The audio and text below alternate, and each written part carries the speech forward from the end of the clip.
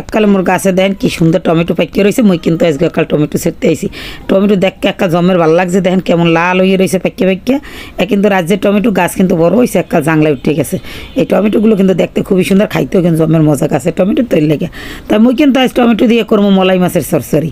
তা কিন্তু মুগো বরিশাল মলেন্দা মাছ কয়, তো অন্য অন্য দেশে কী কয় হ্যাঁ মুই জানি না, কিন্তু মুগো দেশে মলেন্দা মাছ কয়। তা মুই কুটে ধুয়ে লইছি, আর কিন্তু মুই দিয়ে দিছি পেঁয়াজ কুচি, দিয়ে দিছি কাঁচা মরিচের ফেলে, দিয়ে দিলাম মরিচের গুঁড়ো, দিয়ে দিলাম হলদির গুঁড়ো, লগে দিলাম একটা আলু, দিয়ে একটা সয়াবিন তেল দিয়ে দিছি। ভালো করে তেল দিয়ে ভালো করে মাহাইয়ে লমো, মাহাইয়ে কিন্তু এইবার মই রানবো।